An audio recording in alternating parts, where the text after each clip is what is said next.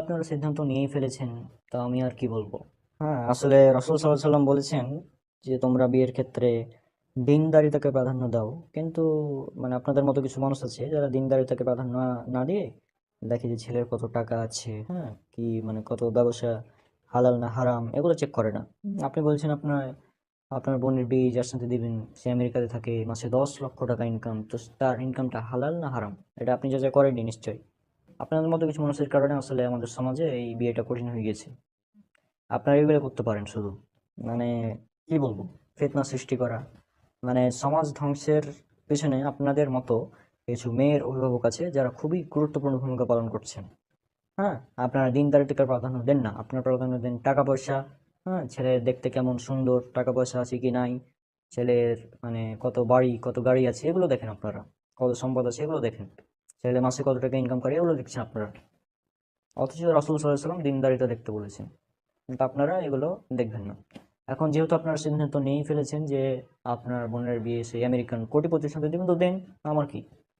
আর বিয়ে আপনাদের মতো এরকম লোভী, টাকা লোভী মানুষ যারা, তাদের সাথে আমি মানে কোনো বৈবাহিক সম্পর্ক রাখতে চাচ্ছি না। সুতরাং আপনি কি ক্যান্সেল করবেন? আমিই ক্যান্সেল করে দিলাম বিবাহ।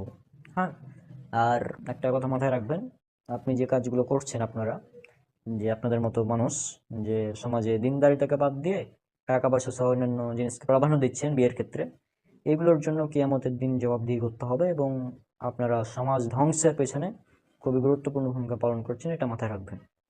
তো জি, আজকের মতো এই পর্যন্ত রাখছি, আর কিছু বলার নেই। আসসালামু আলাইকুম। জি, ভালো থাকবে।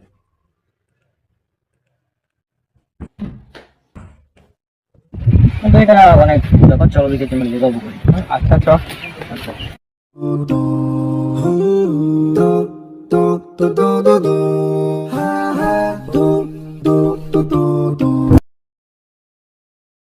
বাতাস কত সুন্দর বন্ধু, এত গরমে এত সুন্দর বাতাস, কিছু অসাধারণ না? হ্যাঁ, সবই আল্লাহর সৃষ্টি, অসাধারণ সৃষ্টি। আচ্ছা, তোর সাথে একটা বিষয় কথা ছিল, তুই কি নামাজটা নিয়মিত পড়ছিস নাকি? না রে বন্ধু, নিয়মিত পড়া হচ্ছে না, কেন মাঝে মধ্যে মন চাইছে না যেতে। এখন এটা তোমার দায়িত্ব, তুই যেহেতু আমার বন্ধু, বেস্ট ফ্রেন্ড, তাই না? অনেক হাদিসে নামাজের গুরুত্ব সম্পর্কে বলা হয়েছে, এবং পবিত্র কোরআনের একটা আয়াত আছে, এটা পবিত্র কোরআনের সূরা মুদাসসির